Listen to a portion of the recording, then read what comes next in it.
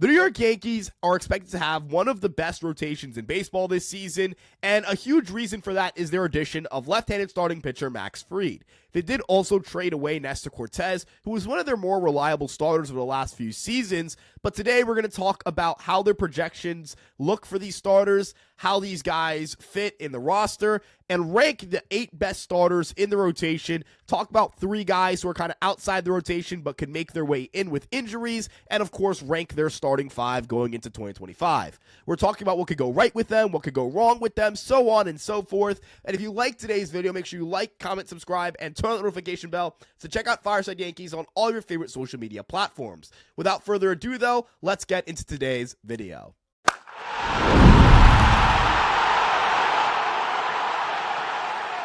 Coming in as our 8th starter, we have JT Brubaker entering his age 31 season. He is a right-handed starting pitcher, and Steamer projects him for a 4.81 ERA.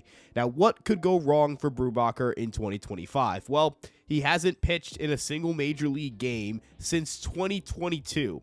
That's more than 2 years of inactivity and rehab, and the right-hander had Tommy John surgery during spring training in 2023, and when he came back in 2024 at the minor league level, he immediately suffered an oblique injury and just didn't look the same.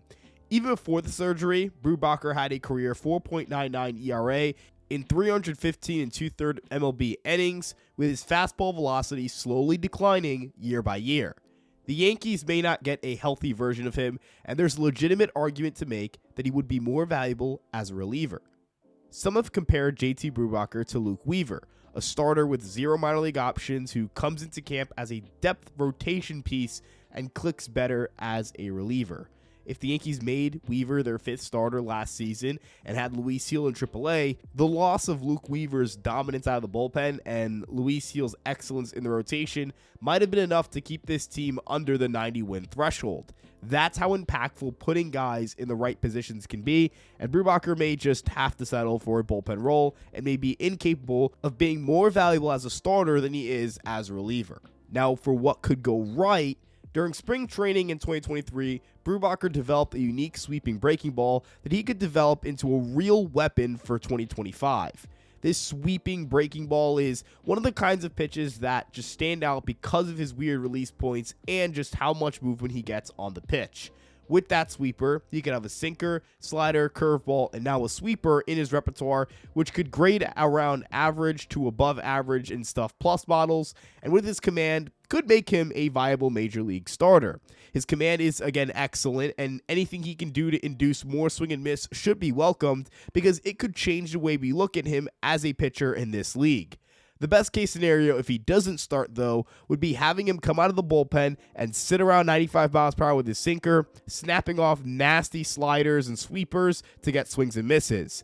I think that the more realistic outcome in terms of an optimistic one is that Brubaker is able to come out of the bullpen and provide tons of value as a long reliever. Coming in at number 7, we have Will Warren, who's entering his age 26 season, bats and throws from the right-handed side, and has a projected ZiPS ERA of 4.42. As for what could go wrong, a disastrous first stint in the major leagues may have Will Warren a little more prone to struggling or snowballing if he doesn't get off to a strong start. He could lose all of his confidence if he has more struggles in the big leagues to the extent that he had last season, and confidence is key for young players. Stuff Plus would tell him that he has at least 4 average to above average pitches, with his cutter grading out as his best pitch in that metric with a 118 Stuff Plus. But if Warren is not able to shake off the smackdown he got in the big leagues last year, we could see someone who ends up being a deer in headlights, and that would suck given just how interesting his pitch mix is. We could see Warren add some more muscle as he weighed in at 175 pounds last season while standing at 6'2". The fear is that these improvements that he can make won't end up coming to fruition or won't be executed properly, and the Yankees will find themselves uncomfortable in trusting a rotation spot to the youngster. That's not a referendum on the team's ability to develop pitching, but rather just the way that prospects are risks. You don't know if they will or won't improve. Trading away Marcus Stroman would potentially open up a deal for a reliever, but it may also push Will Warren into a 6th starter role, a role that he may not be comfortable in at the moment.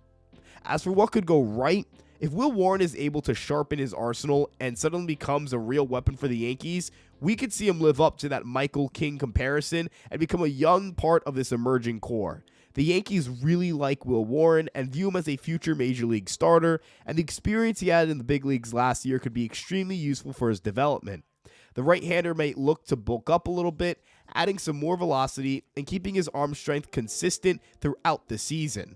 Warren is aware as to how important this season is for his development, as he has the stuff to compete at a very high level. He threw 4 pitches last year with a stuff plus that's either equal to or better than the average stuff plus of its respective pitch group, and it wouldn't shock me if that pitch diversity was the backbone for Will Warren's success at the next level, and he's the kind of pitcher who could run a strikeout percentage in that 24 to 25% range with a ground ball percentage in that 45 to 50% range, which would end up making him a pretty fantastic pitcher. Marcus Stroman is entering his age 34 season, bats and throws from the right-handed side, and Zips projects him to post a 4.34 ERA. As for what could go wrong, you could argue that Marcus Stroman being here on opening day would be a bad omen for the New York Yankees. It could be an indication that one of their 5 starters got hurt, or could mean that they never freed up the money to acquire an infielder and that DJ LeMahieu or Oswaldo Cabrera are their starting third baseman. Those would be pretty tough pills to swallow, and it limits what this bullpen and overall what this roster can be if there isn't an injury that opens up a spot for Stroman, because then you would end up having to carry Stroman, who is worse than the other relievers on the 40-man roster and can't really help you in high-leverage situations.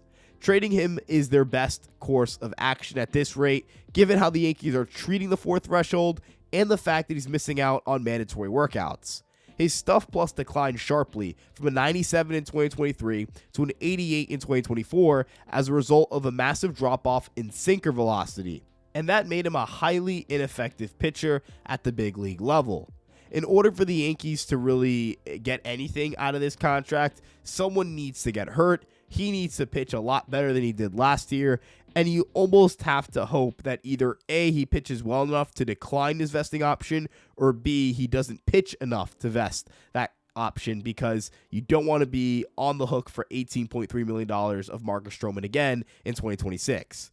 But as for what could go right, maybe Marcus Stroman does find something mechanically that allows him to throw a little bit harder, getting back to around that 91 to 93 miles per hour that we saw from 2021 to 2023 when he posted a 3.45 ERA and a 3.60 FIP. The Yankees end up having an injury, and suddenly Marcus Stroman holds the rotation together until that guy comes back, immediately earning the respect of the fan base and potentially having his 2026 option picked up, and either A, seeing him get traded, or B, maybe he just sticks around the rotation. One semi-interesting note is that Marcus Stroman's command did in fact improve after he had a start skipped in August with a 109 location plus over his final 8 outings with a 2.96 FIP. This isn't to say I think he's going to be a good pitcher, but there's probably a 20 or 10 or maybe 15% chance of him being a league average starter in 2025, and that outcome would be pretty desirable given the circumstances. Coming in at number 5, we have Carlos Rodon, who is entering his age 32 season, throws and hits from both the left-handed side, and has a projected ERA of 4.04 by Zips. Now, as for what could go wrong, he's coming off of a career high in innings pitched, and you have to wonder how Carlos Rodon will hold up with less of a break between the end of his season and the start of camp than normal. Kudos to him, because he's done a great job working on his physique and stamina, as it didn't feel like Rodon would run out of gas as the game went on, and he stayed healthy from day 1 to the end of the season. The only thing that does scare me here outside of health is that the home runs are a real problem. Yes, he cut down from his home run rate in 2023 when he had a 2.10 home runs per 9, but this year he had a 1.59 home runs allowed per 9, which totaled to 31 home runs, and that just isn't great for someone who is going to enter some high leverage situations as a starting pitcher. That opens you up to a ton of variance, and it could result in an ERA that's in the mid-4s if he doesn't cut that number down. As for what could go right for Carlos Rodon, his home run issues stem from poor command, as while he doesn't walk a ton of guys, he does allow a lot of home runs, and that's because he's serving up a ton of mistake pitches. In the second half, the sharpening of his changeup allowed him to post some pretty strong numbers in the second half, and it could be an indication that he's got his swing and miss stuff back and could have a pretty strong 2025. We don't know what 2025 holds for him, but I think the big thing here is command, because as we mentioned in what could go wrong, his poor command could result in a ton more home runs, and it reflects in Location Plus, a metric developed by Enosaurus. From 2021 to 2022, his Location Plus sat at 104, but it has dropped to a 97 with the Yankees, and it reflects in his home run per 9 rate as well. If those numbers can improve even a tad bit, we could be looking at a frontline starter again. The Stuff Plus scores are right around where they were with the White Sox and Giants after a slight dip in 2023, and it's just a matter of not missing your spots as often as Rodon did in 2024. A poorly located pitch is not just a ball, it is a pitch that's thrown right in a hitter's wheelhouse. And if there's any pitch that you can keep an eye on for Carlos Rodon in spring training outside of that changeup, it could be his cutter, which he started utilizing more in the postseason and got pretty good results with. That is a pitch that could limit some damage contact and maybe prevent some of the home runs that Rodon allowed last year. Your reigning AL Rookie of the Year winner, Luis Gil, is entering his age 27 season, bats and throws from right-handed side, and has a 4.14 projected ERA on Zips. As for what could go wrong, Luis Gil is an oft-injured pitcher who just smashed through their previous career high in innings pitched by a pretty considerable margin when you include the postseason as well. Luis Gil does have some pretty notable red flags, as his back issues during the summer seemed to do him in during the season, as even when he returned, his mechanics were awkward and his bad command got even worse. Gil is not just a pitcher with bad command, he had the worst Location Plus for any pitcher who threw at least 150 innings since the metric was tracked in 2020. Luis Gil not being a reliable pitcher health-wise or location-wise makes him a walking nightmare to try and project, and there are just not many effective starters who locate as poorly as he does at the major league level. The Yankees need to help Luis Gil throw more fastballs in zone. It's the only way he's ever going to have sustained success and realize his potential, because he just misses his spots too often. As for what could go right for him, before he debuted, Luis Gil had just 247 innings under his belt in the minor leagues, which is a fraction of what Michael King had at 392 and 2/3 innings, and even fewer minor league innings entering the year than Will Warren, who sat at 258 entering the 2024 season. The only advantage you could argue he had was that he had 7 starts between 2021 and 2022 at the major league level before tearing his UCL and requiring season-ending Tommy John surgery. The thing here is that he's a very raw pitcher, and the Yankees have needed multiple seasons to fully develop their best starters in recent memory, such as Jordan Montgomery, Luis Severino, Clark Schmidt, Michael King, and Nestor Cortez, because they're all notable examples of multi-year projects in the rotation. A second year of work for Luis Gil could result in some meaningful steps forward, whether it's improving the shape of one pitch or developing another. He throws so freakishly hard, the Yankees like him so much, and he's off to a pretty good start in his major league career. Gil's age is very misleading. He's still pretty new to pitching at the pro level, and if the Yankees are able to improve that command, he could be a really dominant pitcher for years to come. Clark Schmidt is entering his age 29 season, bats and throws from the right-handed side, and Zips projects him to put up a 3.91 ERA. Now, as for what could go wrong here, a shoulder injury will always scare me at least a little bit, especially considering how Clark Schmidt has struggled at times with staying healthy across his pro career. There are real worries about how his command looked down the stretch, since that could be tied to the shoulder injury, and things didn't get much better for him in the postseason either. Schmidt often struggled with leaving too many pitches in the wrong spots in the zone after returning from the IL, and his command could be a telltale sign of how healthy the shoulder ends up being this spring training.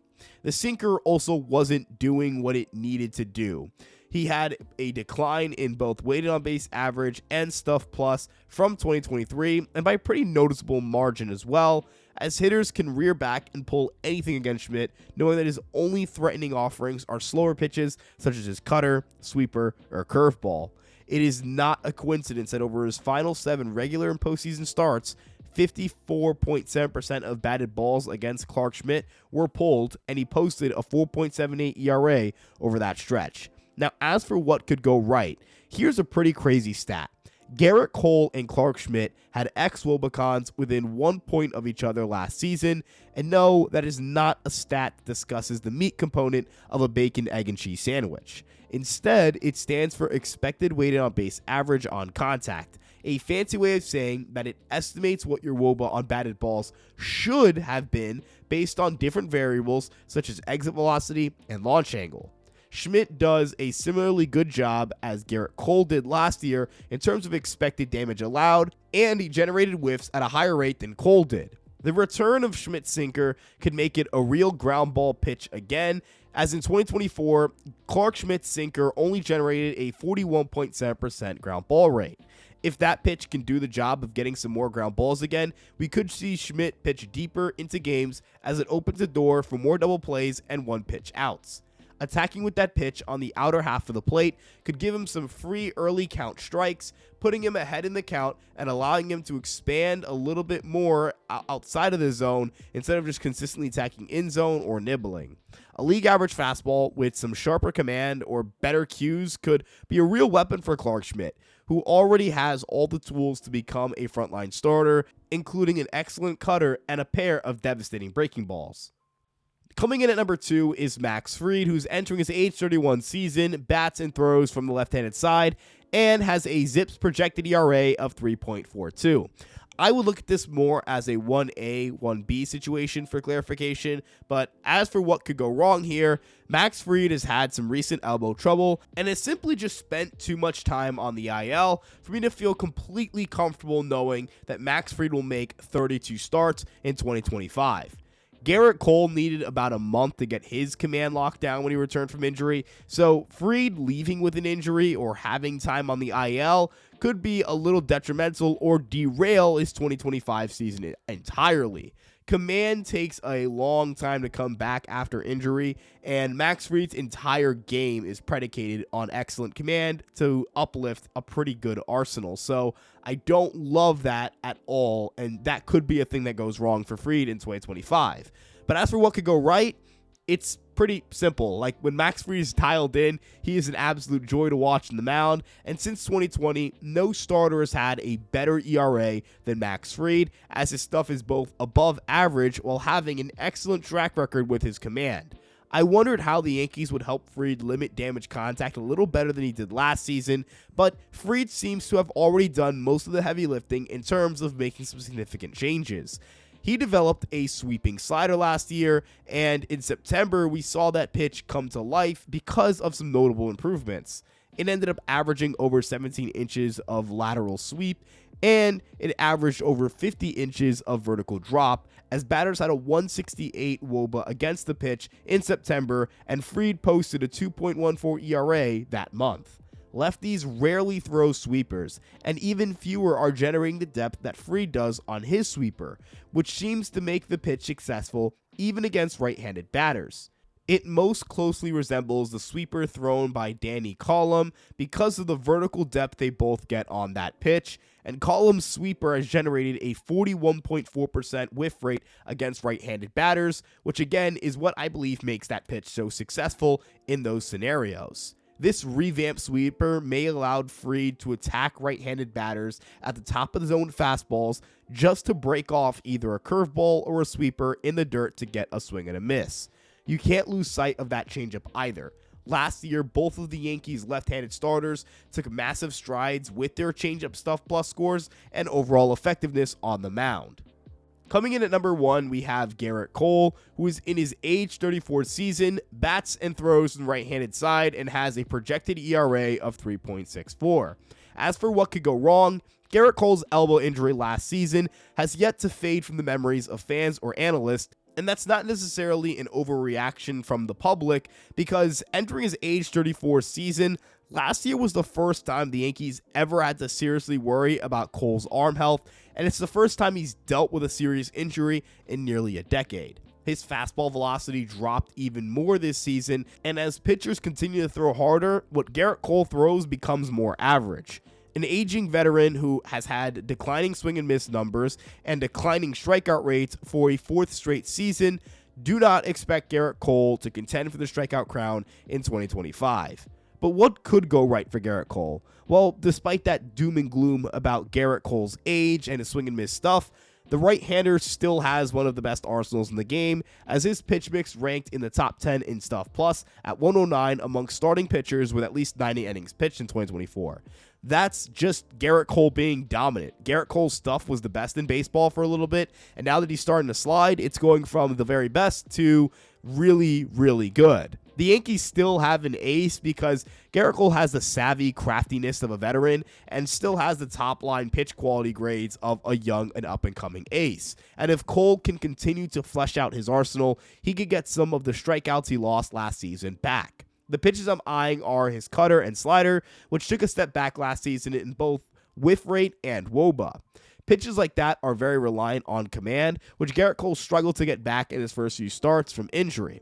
After his rough start to the 2024 season, he posted a 2.67 ERA and a 3.03 expected ERA across his final 13 innings. I would also like to see Gerrit Cole's sinker become a bigger weapon for him in 2025, as it would give him a third fastball, and it could be the secret to performing better against right-handed hitters than he did in 2024. Gerrit Cole is an ace. He proved it in every single way last year, and I'm more than willing to throw away a fourth start blemish to give him grace on his 2025 season. Thank you all so much for tuning in. We appreciate you guys checking out Fireside Yankees here on the YouTube channel. And if you liked today's video, again, make sure to like, comment, subscribe, and turn on the notification bell so you don't miss out on the next time we upload. You can also check out our other social media pages on Instagram, TikTok, Twitter, Facebook, and of course this YouTube page. All of our links are in the description. Our handles are at Fireside Yankees everywhere except Instagram, where it's at fireside.yankees. You can check me out at Ryan Garcia ESM on Twitter, and check out our written content and our written coverage of the New York Yankees on EmpireSportsMedia.com. Thank you again so much for tuning in, and we'll see you guys in the next one. Peace out, everybody.